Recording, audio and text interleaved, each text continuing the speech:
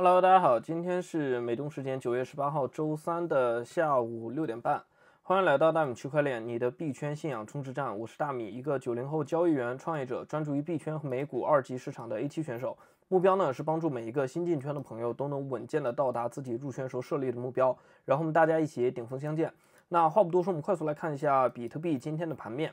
那今天比特币盘面呢是有一个上涨啊，目前日线是还没有走完，现在看好像是一个这种实体不大的一个类似十字星的这么一个形态，上下影线都是比较长的啊。那昨天我们在视频里提到了，现在比特币真的在一个非常关键的位置啊。那我们最要关注的是什么？就是昨天和今天的收线啊。昨天呢是一根阳线，并且包裹住了之前下跌的3个阴线，还是非常不错的啊。最终它收线呢是没有收在这条下降趋势线上面的啊，它是来测试了前面这个平行的高点，然后又跌回来了。那今天呢是有一个非常重要的数据，对吧？那我们4小时级别看得非常清楚啊，这里前面是有个平行的高点，价格是61200附近。那昨天呢是来测试了一下，然后打到平行的高点，迅速就下跌啊，然后呢是一路阴跌啊，直到今天美联储公布他们的降息决议，是降息了50个基点啊。那我们也可以看一下，今天美联储公布一共是降息了50个基点啊。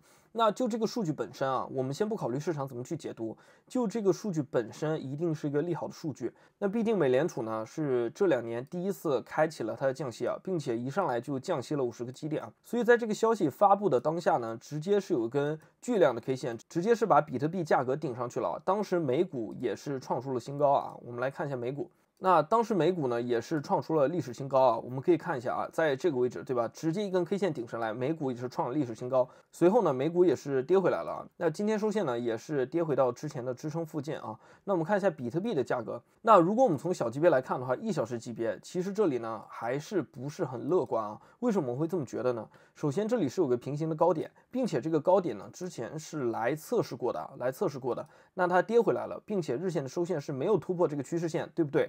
那这里你说是不是假突破？那无疑就是一个非常明显啊，也是非常标志的一个假突破，肯定是算的。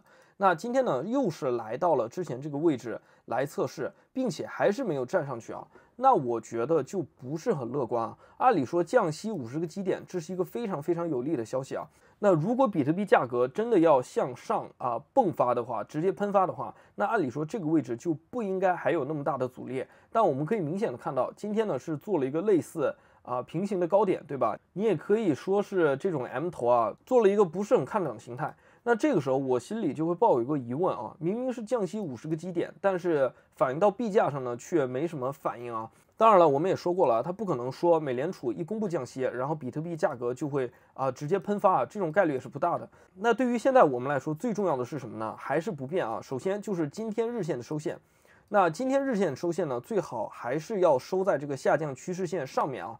那这样的话，我们就可以看到，这就是一个非常健康的顶顶高、底底高的形态啊。日线级别，我们可以看到底部一直在抬升，顶部呢也是一直在抬升，对吧？那如果能走出这么样一个形态的话，我觉得那这就是一个真突破啊。那这种真突破，通常它涨上去都会非常的快啊。那我们可以看到，比特币现在4小时级别呢，又是来挑战了一下这个下跌趋势线啊。所以我们现在所有的注意力都要看日线级别，它有没有收在这个下跌趋势线上面，好吧？就是这一条非常的关键。那我们怎么确定我们要不要追呢？是不是日线收在上面就可以追呢？大家可以看到这个平行的高点，之前有1次、2次、3次、4次来测试了。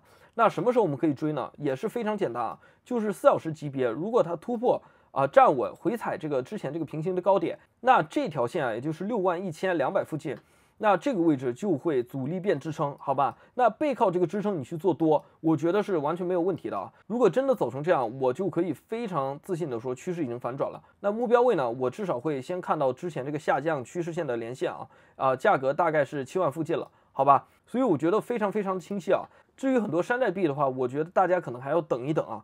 从以太坊也好，还是以太对比特币的汇率也好，还是山寨指数也好，我目前还没有看到强势。好吧，还没有看到强势，所以不管你是要追还是要继续等待的话，我觉得最好还是等比特币做出一个确认的价格行为再说，好吧？那接下来我们快速刷一下日常啊，恐惧贪婪指数呢是在一个中性的区间，已经是从这个恐惧区间跳出来了。那资金费率我们可以看一下，目前呢是小于正常的0.01，但是差的也并不远。资金费率呢反映的就是小时间级别，也就是当下情绪面上看多或者看空的情绪啊，目前来看还是一半一半的，好吧？那这个视频呢，我也赶紧发出来啊。那我总结一下，就是2点。第一点，看今天日线的收线能不能突破这个下降趋势线；第二点，4小时级别它突破的话，能不能回踩在这里撑住啊？第二点也是非常重要的啊，因为4小时级别它有可能去创出一个更高的高点，然后继续做一个这种假突破的行为的啊。这种可能性也是有的，好吧？那根据我们之前说的这个 ABC3浪啊，相当于这次 B 浪反弹高点就是在这个0.786、62000附近，那这种可能性也是我们要小心的啊。所以就是这2点条件最好都具备，我们再去追进去，那这是最好的啊。当然，如果这种假突破发生了，那我们就要耐心等待它这个 C 浪的回调了。那在这个回调的过程中，最稳健的方法就是你去定投一些山寨币，好吧？那因为很多山寨币呢，也已经是非常底部的一个底部区间了啊。那你不知道它什么时候涨，但是你在底部区间呢进行定投肯定是没有错的。那我就赶紧把这个视频发出来啊，大家关注一下今天日线的收线，好吧？那就先这样，我们明天再见，拜拜。